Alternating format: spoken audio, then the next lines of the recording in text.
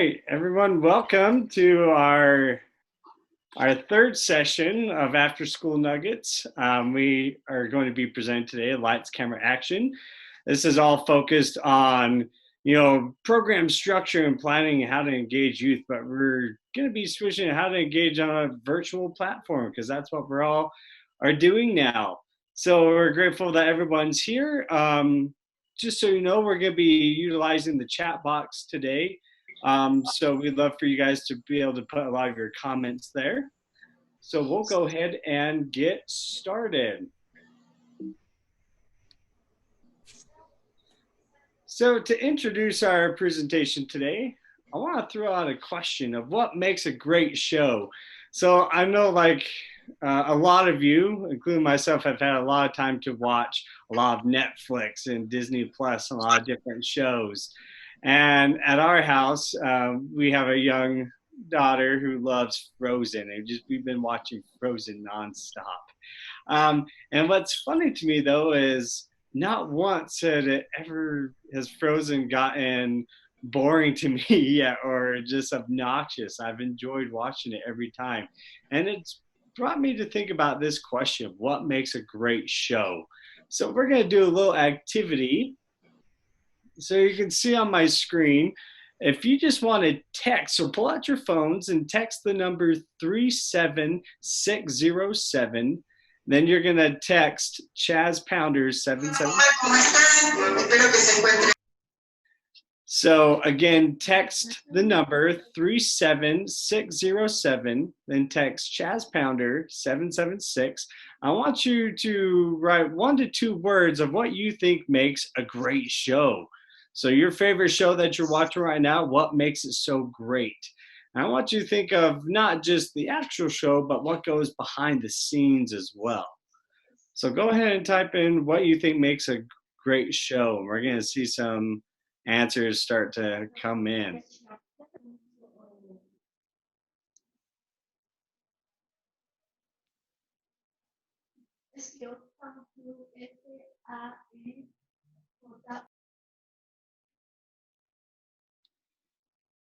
So we're seeing some good stuff coming.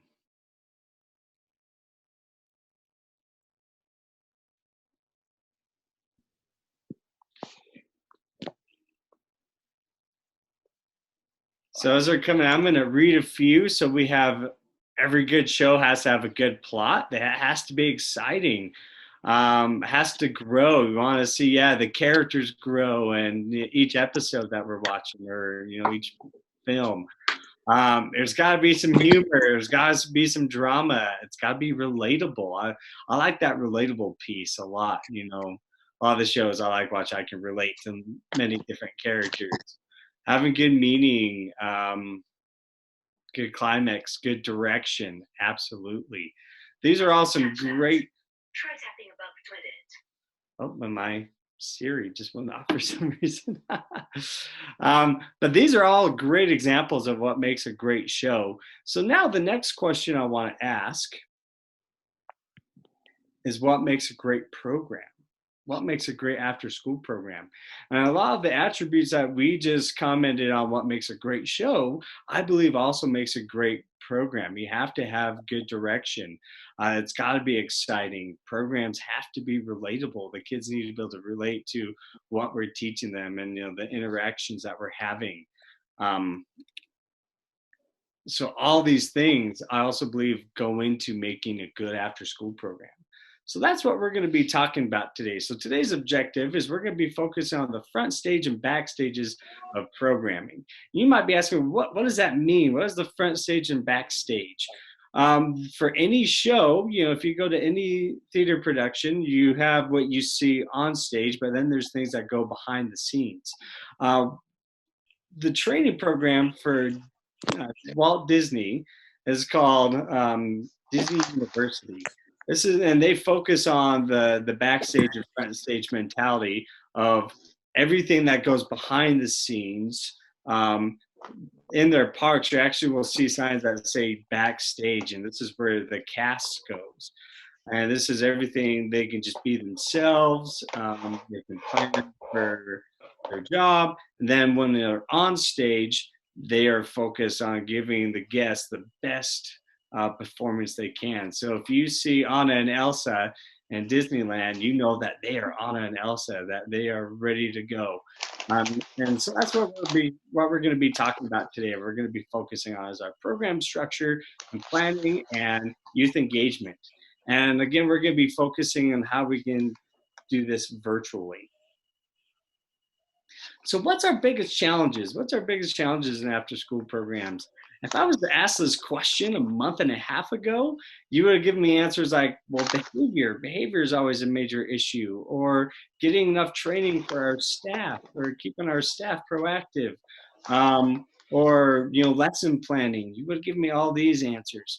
But now I think our biggest challenges look a little bit more like this, that now we're having to face the COVID-19 pandemic that has changed our programs entirely, that we're really not even operating right now. Scary and sad for so many of us with all the program closures, and now trying to find enough training for our staff, but also supporting our youth. And how are we supporting our youth? How are we staying connected if we are at all? And how are we utilizing technology? I love this quote from Van France, who was the former CFO of Disney. He said, budgets, schedules, more reports, training programs, meetings, more meetings, handbooks, and the endless things which take up your time are of no value unless they end up producing a happy guest. So even with all the things that we have going on right now, we need to remember we still care about our kids. We need to remember what their needs are, and their needs are greater than ever because they're not getting as much social interaction. So how can we do that? How can we make sure that we are still supporting our youth?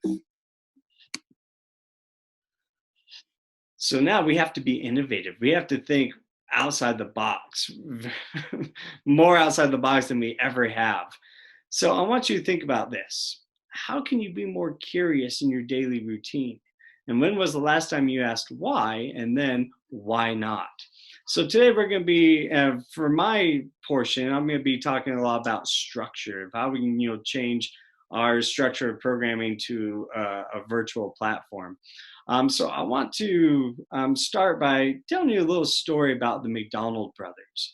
When the McDonald brothers first started out, they were like a restaurant like any others, where the restaurants had drive-ins where you would drive your car up and they would put a little silver tray attached to your car with utensils and everything, and you had to wait over 30 minutes, and that was really the fastest. And so they thought, it's like, well, why not have our food service be done in 30 seconds instead of 30 minutes? So they created the Speedy system, which is a new way of delivering food. I'm going to show a little clip of what they came up with and how they came up with this new idea that we now enjoy every day, every time we go to a fast food restaurant, is because of the innovation of these brothers. So let's go ahead and watch this video.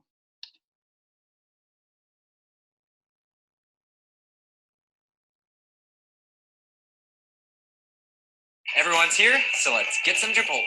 And we'll get through the ad first.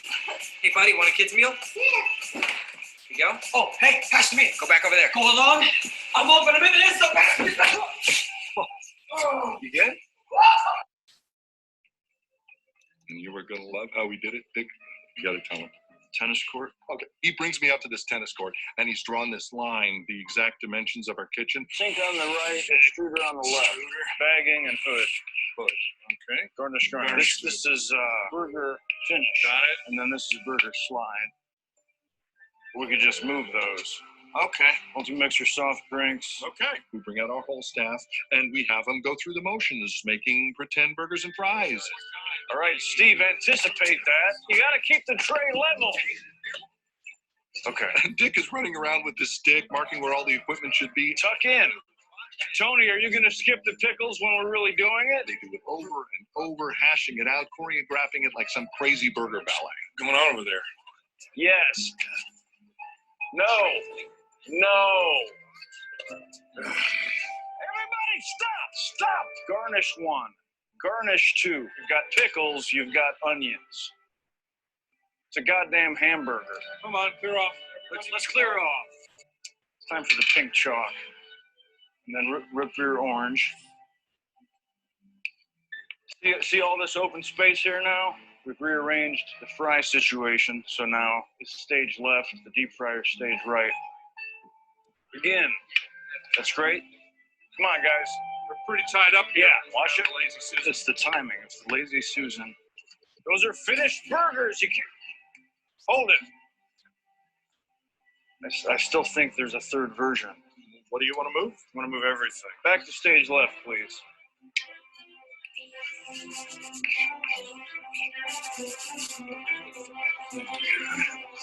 we got it all drawn.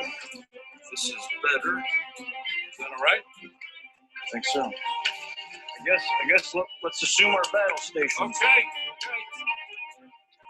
Finally, after about 6 hours of this, we get it just right. It's a symphony of efficiency, not a wasted motion.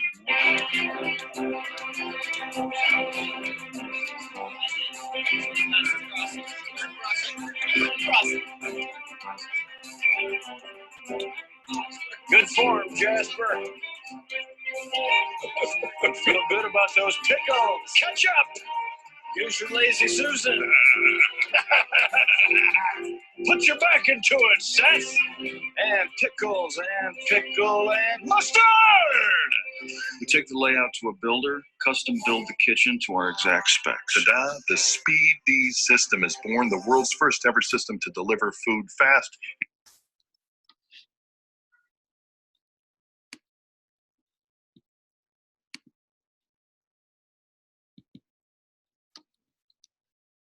Just go back to this. So I love this video because the way, again, how they were innovative. They transported their entire kitchen, unlike anything that had ever been seen.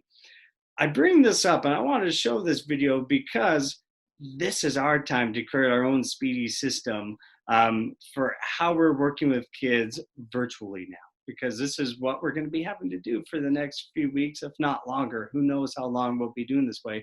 But again, our need is still the kids. So let's think of how I wanted to share some ideas of how we can, be this innovative, but trying to do things virtually. So structure and clear limits. So what is structure and what are the clear limits that we're looking at?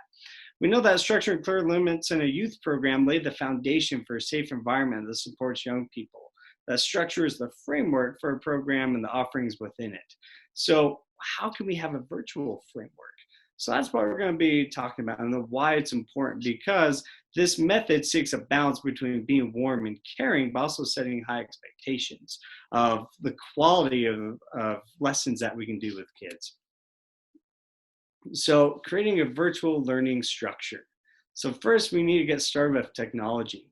So in the chat, if I can have people, those that are participating with us today, if I can have you write down how you're feeling right now of technology. What's your current attitude? Are you familiar with it? Are you kind of scared or maybe kind of frustrated with trying to do things?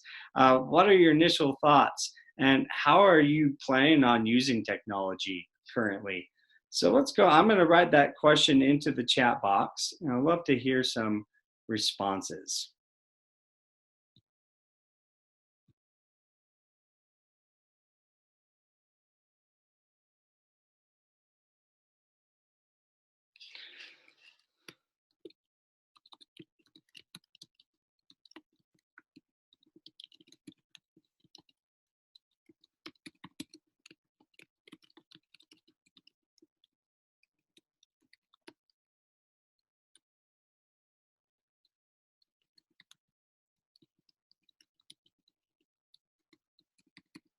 Awesome. We have some great chats coming in. Thank you guys for typing it out. I know, Katie mentioned ready to embrace it, but nervous about my own ability to do things well. I think there was Stacy dittoed that. I think there's a lot of us who want to give a big ditto to that one. Yeah, absolutely. thoughts of feeling overwhelmed, but also feelings of excitement, right? Something new to try. That's awesome. I like this one, said that they grew up with technology. You know, they know how to use it, but maybe not. They don't like using it right now. You know, they kind of miss that personal connection, and you know that's a very important. You know, that's a good thing to point out because you feel like there is that gap of how we can relate to people when we don't really get to see their faces. You know, it's so difficult.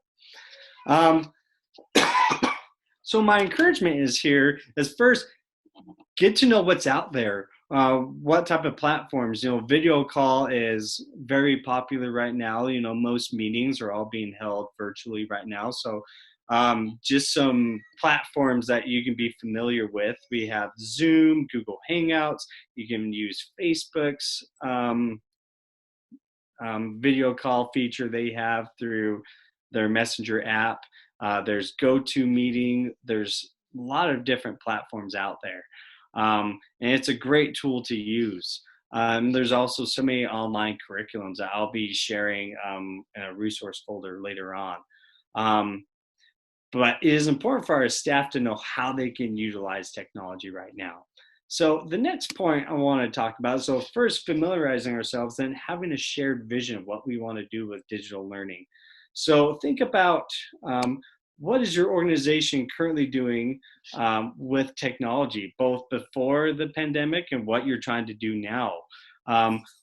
What does your program want to do with technology? What do they want to do more? Something I've been hearing a lot of programs doing is virtual lessons where they do kind of like a little webinar and then they have a kit where they can pick up the materials at their school. So when they go to school to grab lunch, that a lot of schools are still serving lunches in the afternoon, they can pick up a kit that has all the materials and the instructions for them to do an activity at home. And then they just have a video they can watch of how to do the activity. That's a great way to involve kids. Now, how about technology support our overall program goals? I mean, we still want to make sure that we're meeting our goals for prevention, social emotional learning, academic support. I've seen a lot of students from universities posting online of how to do math problems. This is something else that we can do with kids to provide that academic support that they still need. And maybe how to work on the computer, because I remember when I was in 7th grade, I had to take an online part of my class. I had to make up was online, and just staying motivated to do it all day was so difficult. So maybe we can provide some support that way as well. Then training and support staff to use technology. We want them to feel comfortable and confident in using technology with kids. That's one thing that we're going to be focusing on in our office is with these after school nuggets. We're also hoping to provide some curriculum material and some videos of us, and either through video or blog. That way you can get some ideas of how you can work with kids virtually. Then I want to read this question. What are the most important things that your staff should be able to know and do with technology to build digital learning skills? This is a great time for them to research and to learn and come up with ideas. So that's something I want to put in the chat box right now. Before I turn the time over to Holly, I want to ask, what are your plans? What do you want to do with technology? And what are some suggestions you might want? From us or from others that are on this call. I want to hear some feedback from you guys now of what are your plans to use technology. So I'm going to go ahead and write that in the chat.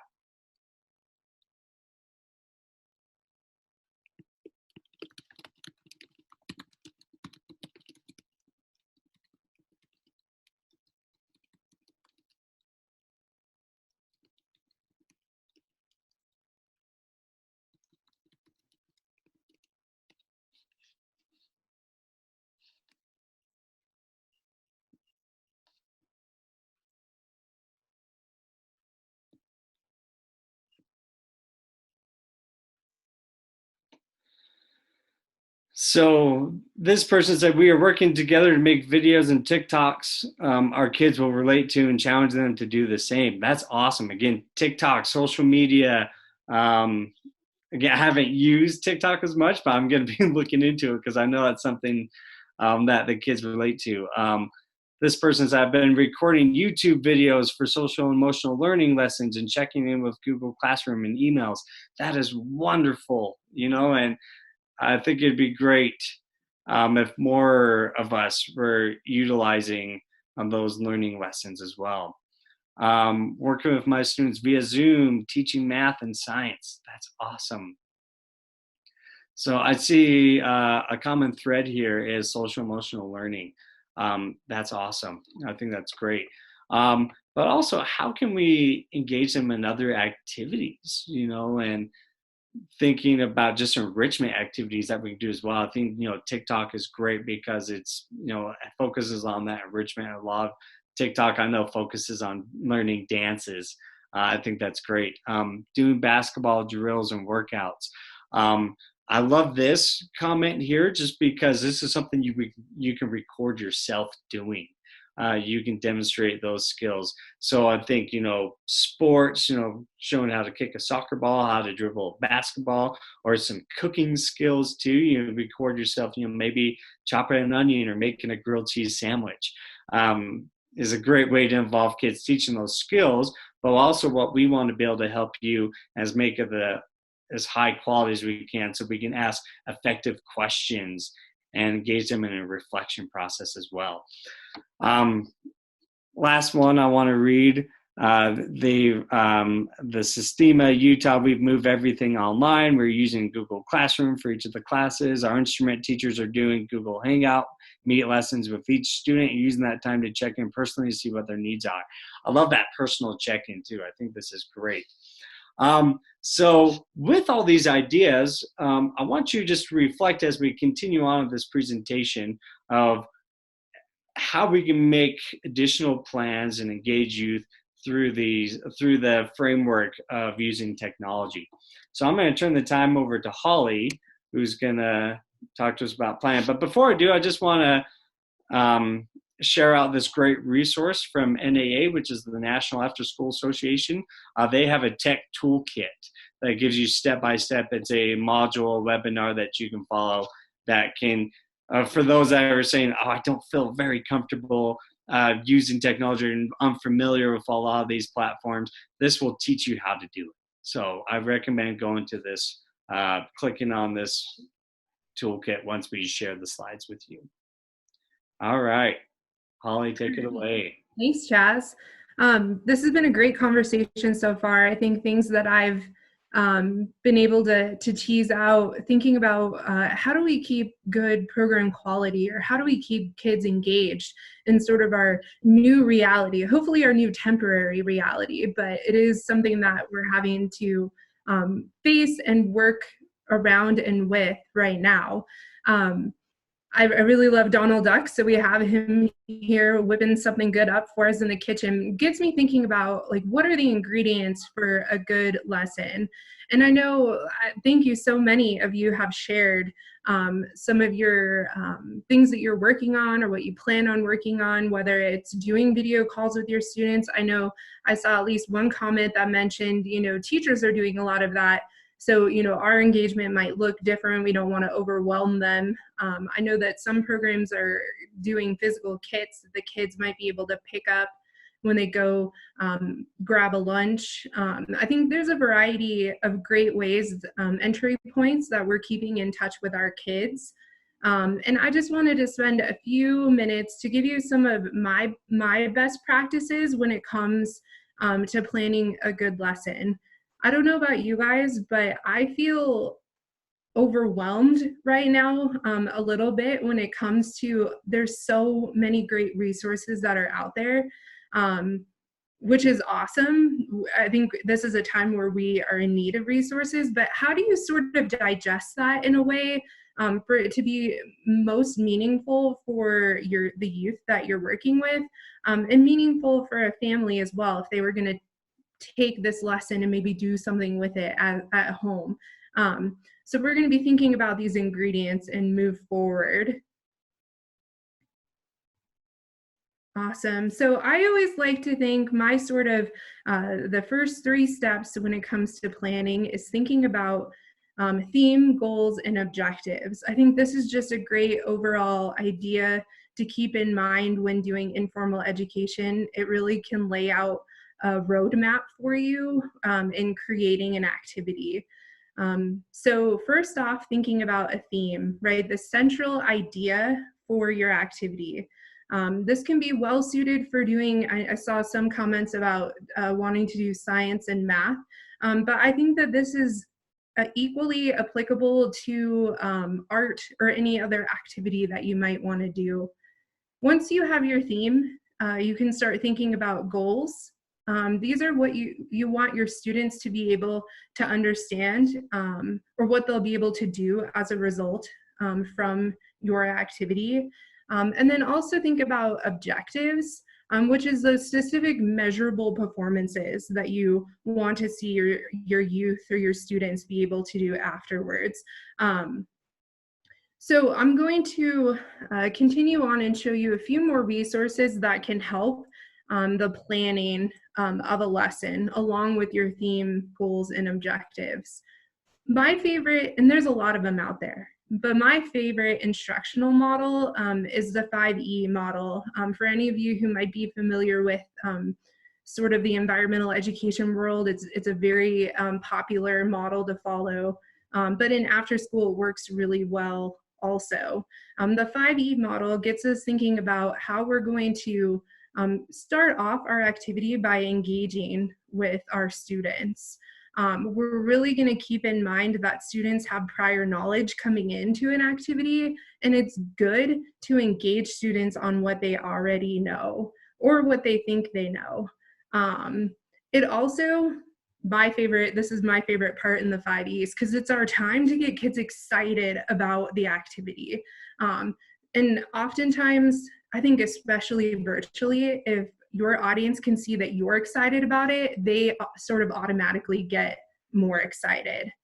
After you engage with your audience, you're going to move into the explore portion, which is really allowing kids to interact with materials and ideas. They might consider different ways to solve a problem. They might observe or record or share their ideas with a partner. They get to express their understanding, and this really has a lot of scientific inquiry built into it. I'm sure you can see at this point that this is very well suited for science, but again, it's applicable to all subject areas. I also put in parentheses here that active engagement piece, if we're thinking back to the PQA, which a lot of you are familiar with, that explore piece really gets at this active engagement that we want to see happen with youth. The next step is to explain. And I always like to point this one out, right? So this is saying that in an activity that you're going to do with your youth, you're not just going to dive right in to start off with having those scientific terms or formal language or the content.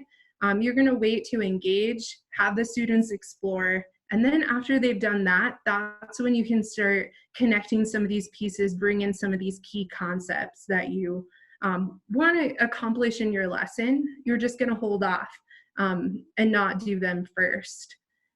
Afterwards, you can elaborate if you want to. This is one piece where I, depending on time, might leave out. But elaborate really gets you thinking about how can you broaden or extend the learning. I always think about if I was doing a lesson on watersheds and we had mostly in our lesson focused on our local watershed, I might want to pull it out with the elaborate piece and have the kids think about what does water mean for the whole state of Utah instead of just the city that we are currently living in. And then the last piece is to evaluate. A big reflection piece, allowing kids to talk about what they've learned. This can be expressed in a variety of different ways, whether it's written or you can play a little Jeopardy game. You really can get creative with that one, but I think it helps kids retain what they've learned in the activity to have that good recap and reflection at the end. All right, so let's make a plan. So we've talked about themes, goals, and objectives. I've given my favorite framework for writing out a lesson. So next step, pick a theme. I think one that's super relevant right now to talk about with youth, not only from a science perspective, but from a pretty big social emotional perspective, is the earthquake that happened. So I threw up a theme here that earthquakes can feel less scary when we understand how and why they happen. So we have some great science portions of that, the how and why they happen. But we also have that social emotional of, like, let's acknowledge that they can be a little scary. At this point, I always stop in my lesson planning to do a crosswalk. When I have an idea for a lesson, I want to go on and check out the Utah standards. And I always like to check out various resources. For example, I have here on the slide the Utah Afterschool Network Resource Library is a great resource to see what supplemental ideas and concepts on your topic might already be out there.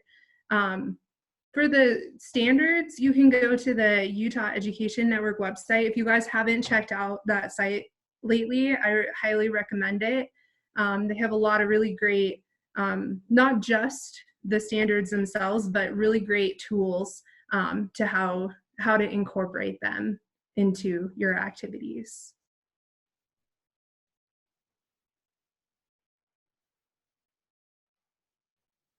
Cool. So when I did that, thinking that I wanted earthquakes to be my theme, I found for the standards, a 7th grade standard about earthquakes, and I also found a 5th grade standard. And I also found a great link on the resource library from the Utah Geological Survey that has some really great resources and little videos that talk about the earthquake that happened here in Utah. So I compiled these resources and came up with 2 key concepts that will help me in framing my lesson. Patterns between plate tectonics and earthquakes. And then I also want to make sure that I touch on earthquakes reshape Earth's surface. One thing that I'll stress with the standards, they can be slightly overwhelming, and sometimes I have to remind myself to not read a standard and say, now I have to make my lesson be this standard. I always want to make sure I'm doing the opposite. I already had a plan for an activity, but I checked in with the standards to see if there were ways that they could complement each other. So don't feel when you read the standards that you have to change your activity to fit into that box. I use it as a guide. It might help me think about, oh, I didn't think about this particular portion. I can make sure that I have a piece of that in my lesson. So making sure that they complement less so than taking over.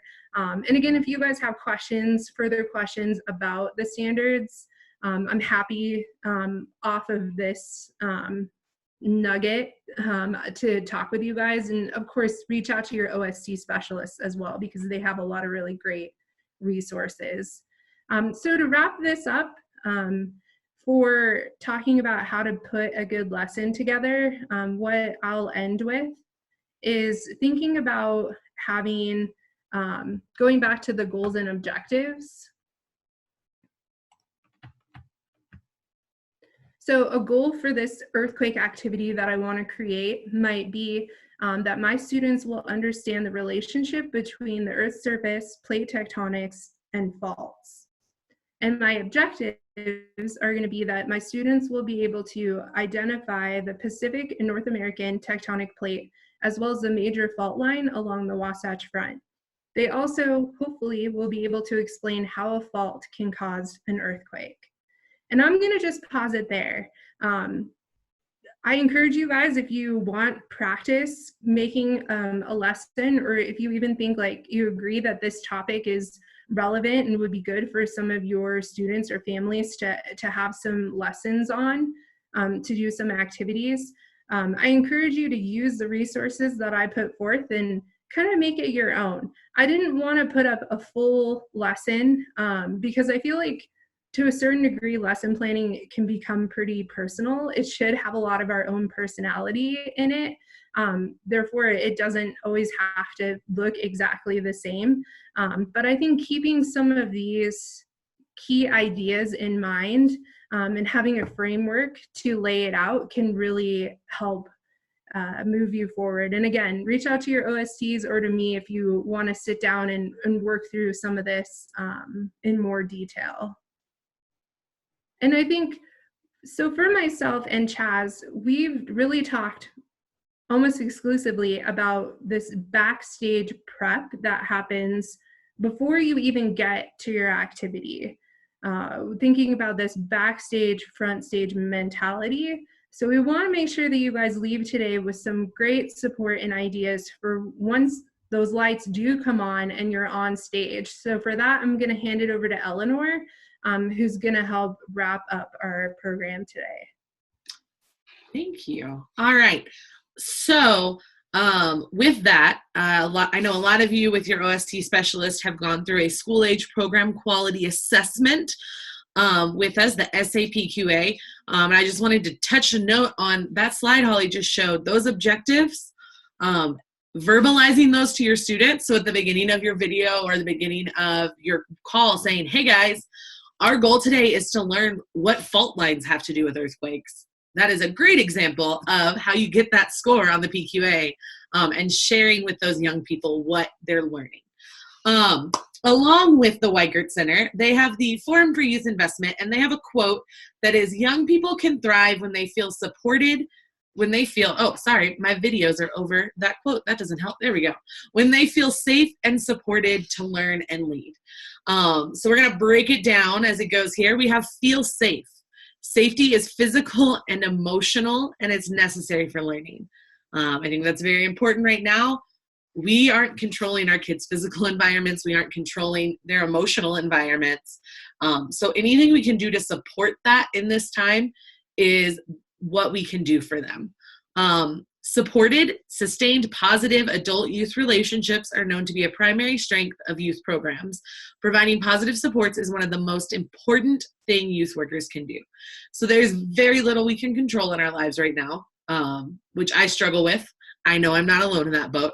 But what we can control is still having those positive adult-to-youth relationships in whatever way we can, whatever medium that looks like. To learn, youth programs provide powerful settings in which youth take advantages of opportunities to learn and engage with new content, build skills, and develop. We don't want to be a second school day. We don't want to add to their NTI packet, right? But we want them to learn. We want them to be curious. We want them to be engaged in this time at home. And then finally, and lead. Youth are major actors in their development. Youth workers empower them to take on responsibility and leadership roles in their programs. So that one, we talk a lot about youth leadership, youth voice, where are they owning their learning? That was hard to say. And that is what our goal is in all of these. So next slide. Oh, I put in a fake transition there for him. All right. So setting the scene, you've done your prep, you have planned your lesson, you have thought through what your purpose is in interacting with the kids and how things are going. So your first check is, are you present? When you're there in person, it's mostly body language. What is your body language telling the kids? So I'm on this video call like this. Does it look like I want to be here? I can't hear your answers, but I'm going to assume that it's no. If you see me with my phone, right, let's see, right below the screen, and I'm doing this, you can tell I'm on my phone. So those things that matter in program, being engaged, being present with the kids, matter. And they matter even more over video because you're having to show a lot of that intuitive stuff that happens between people through a video, which is difficult. The next question we're going to ask is, are you ready? Can you sell this activity to the crankiest child? I know there are many times in my professional life where I have been handed a lesson plan that I have not liked. And there have been moments where the kids in my class know I don't like this lesson plan and I don't want to do it. And so have you looked over your lesson plan? Are you prepared? Do you know what the activity is? Do you know what's going on? Are you comfortable in it, or are you kind of hesitating and going, and looking at your notes? So with that, we are going to try to model something here. And this is going to get a little crazy because trying to do activities over video is hard. So I'm going to ask Chaz to stop the screen share for a second for this activity so I can turn on gallery view. Okay, so to participate in our game today, you will unfortunately need video access because that is how we are going to play this game. We are going to play a game called WA. And just some logistics for you before I do my demonstration. When you are in the game, this is not normally how I would lead the game, but if you are in the game, your video is on. And then the minute that you get out on our system, on the bottom of it, you're going to need to stop video so that your panel goes dark for me so I can tell who is still in the game. I know that's a little weird, but it's adapting it to work on Zoom. So I'm going to give my directions for WA, and then I'm going to ask some follow-up questions. Then I will give the directions again, and we will actually play. All right, guys, so we're going to play this game called WA. Okay, so it looks like there's like a bear. So you're going to make like a bear symbol. You're going to make a snake or a fireball. And then I'm going to close my eyes. Yeah, I'm going to close my eyes. And hold on. Pages are backwards. When I open my eyes, then if we match, you're going to sit down. You're going to turn off your camera. All right. On a scale of 1 to 5. And you can type it in the chat box or hold it up if your video's on. How much do you want to play that game right now? I didn't really sell it. It's hard. It takes so much energy for me to not sell the game that I tend to accidentally still sell the game. It was confusing. The directions weren't clear. I didn't want to be here. I have to like actually physically sit like this because that's the only way I can remember to do that. All right, we are going to try again, and this time we're really going to play the game. All right, guys, before this whole travel shutdown happened, I traveled to Tibet. I went to the far reaches of Tibet, to the tallest mountain, and I trained with a monk in the art of WA. Now, in order to play WA, you must first greet each other. So what is going to happen is I am going to say WA and bow. However I say WA, you will then echo back. Angel's laughing at me, I can see it. All right, ready? WA. It was great because there's no audio, but I saw it. Okay, so that's great. After we bow and greet each other, I will then cover my eyes. I will count down 3, 2, 1. Now, in that time, you are going to choose a symbol. Now, because this is a video game, it's very important you choose your symbol early because we might have some lag time that I don't know about yet that we will find out soon. So choose quickly. Don't be indecisive in this round. All right? Your symbols. You are going to choose the fierce bear. Everyone try the fierce bear. Beautiful. You have the sneaky snake. This is the sneaky snake. All right, wonderful. And then we have the fireball that we've had to move up because you can't see it if it's in your lap like normal.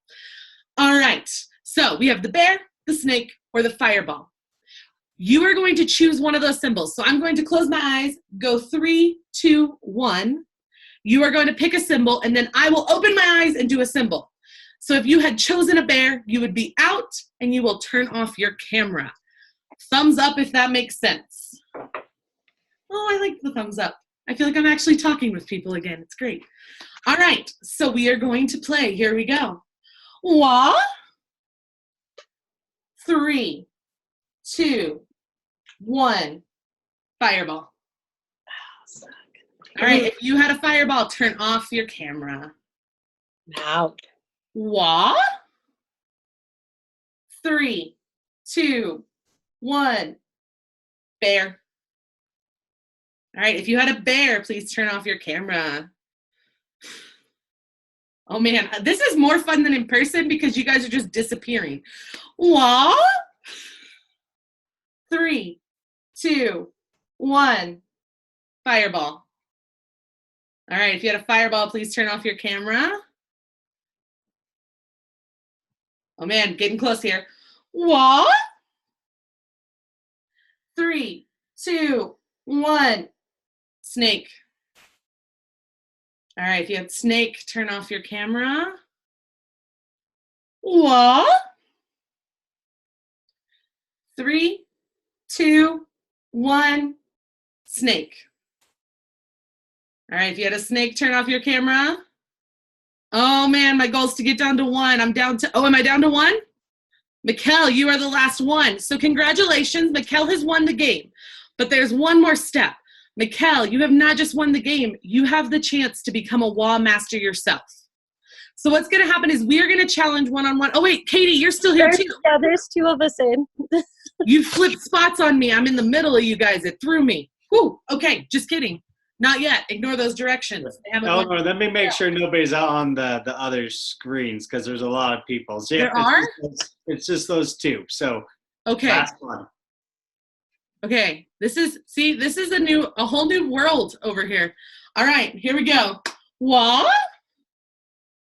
3, 2, 1. Bear. Ooh. What? 3, 2, 1. Bear. Oh man. What? 3, 2, 1. Snake. All right, I got 1. Am I down to 1 now? Thank you. Sorry, it's really, this game gets tricky. It's a great time waster though.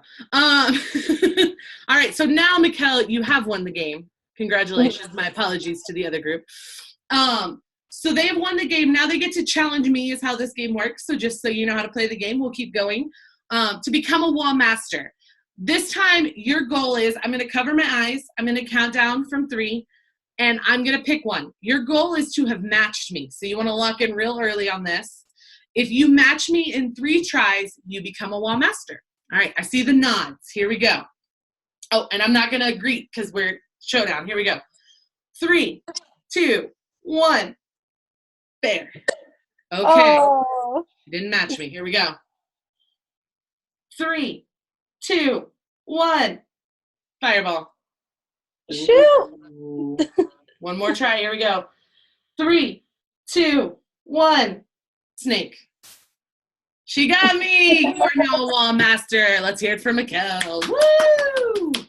Woo! All right. It's a silly game.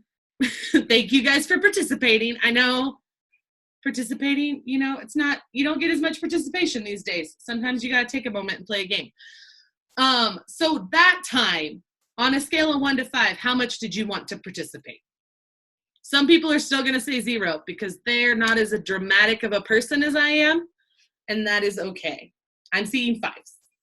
Whoa, someone said 5,555. Okay. So with that, me personally, I'm a camp counselor. I'm a musician. Salesmanship is really my go-to. So if I have to convince someone to do something, it's going to be a very dramatic thing with a story. Everyone has their own style. So whatever it is that you would do to sell it to the kids, you want to still do that in your video communications or your phone calls or however, if you're writing them letters, use lots of color, whatever it is. Keep your interactions genuine. Keep them how you would keep them face-to-face. But you do have to sell it more because it's harder to read. So with that, we have one more slide. Just a note,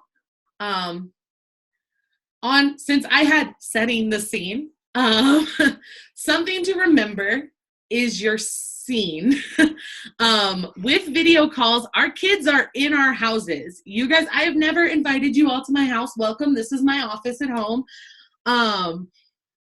And that's a different thing for us. So we've all seen those video fails. The CNN news or the BBC newscaster whose kid ran in the room while he was live broadcasting, right? We have a clip from Friends where like he's in a messy room with his laundry hanging up in the background. Keep in mind what's in your video. Is what you're showing what you want to show your kids? And with that, is your background doing something weird? My example right here. I love my circus tent from IKEA, and I decorated my office before video calls. Yes, the lady bringing Zoom to the bathroom. I just saw that in the chat. That's the one that made me do this slide. So like, but every Zoom call, I have a hat, and I've just accepted that I have a hat in my Zoom calls. But if you're trying to teach a math lesson, that's going to be super distracting for a kid. So just take a minute, look at your environment, and what you want to sell. If you're doing like an outside activity, it's a beautiful day, go for it. If you want to take like the stuff in your house and build like a little set, do it. Think about your environment, because we're not in our environments. And one thing I see some Boys and Girls Club of Greater Salt Lake. I follow them on Facebook because they're one of my programs, and their staff, I've noticed, they've been doing some video lessons. And what I've noticed is they are bringing their family into it, right? You're here with your family. Kids are curious about your family. And so they're starting off like, hey, this is my sister, and she's going to do this with us. Hey, this is my daughter. Hey, this is my pet guinea pig who always crashes my video calls. Whatever it is, there's a bond there that you can share that the kids wouldn't normally see. So get creative with that environment. And that is all of my section, I believe.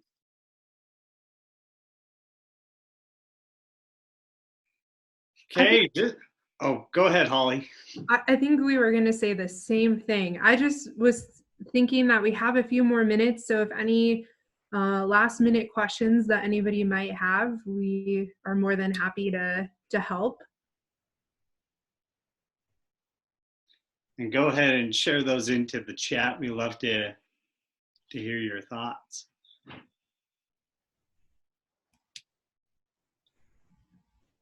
I think also while we're doing that, I'll direct your attention to the bottom right of our screen where we have a QR code. We are asking all participants to take a short survey. So you'll find the link in the QR, and I think we're going to get it up in the chat. Eleanor's going to get it up in the chat as well. If you want to just click on the link and be directed to the site that way. Yeah, go ahead, Holly. No, take it away, Chaz. Okay, yeah, just a few that I'm seeing. First, is this class going to be recorded? Yes, it is. We are recording right now. So once we edit it a little bit, it'll be posted on our website, so you can find both the video and the resources and this slide presentation. All will be found on our website in the next couple day or two or a couple days. But I love this question. It says, what are your suggestions if you notice your activity is not being well received? That is a great question. I think to answer this, it goes back to why we use the PQA, the Program Quality Assessment. The last one of the last items on reflection is feedback. There's times where, given what our material might be, what the curriculum is that we're teaching, sometimes could be not as intriguing. So asking for student feedback is so important. Asking, what did you guys enjoy today? What did you learn? What are some things that you would like to do next time? Would you like to do this again? If there's anything that you would like to see differently in this particular activity, what would you guys like to see? What can we do to make it more engaging?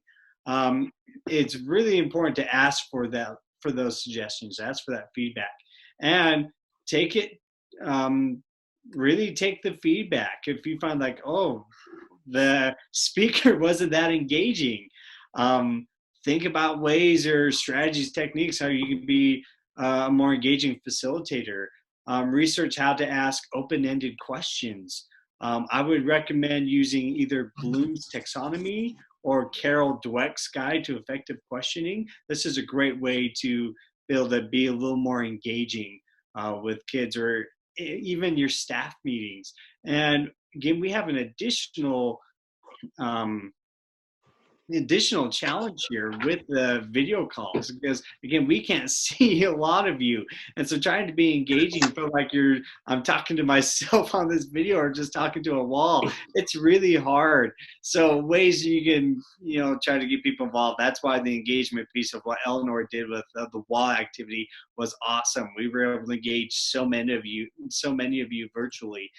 So and we got to see your faces, because most of you aren't leaving your video on while you watch us. So that just makes it easier to teach that. It's easier, like, oh, there's people. Okay. Yeah, and so we'd recommend, if you're using Zoom, there's a thing, sorry, I just had a brain fart. If you're using Zoom, you can use the breakout tool where you can go into breakout rooms so you can engage people in smaller groups, and so they can have conversations.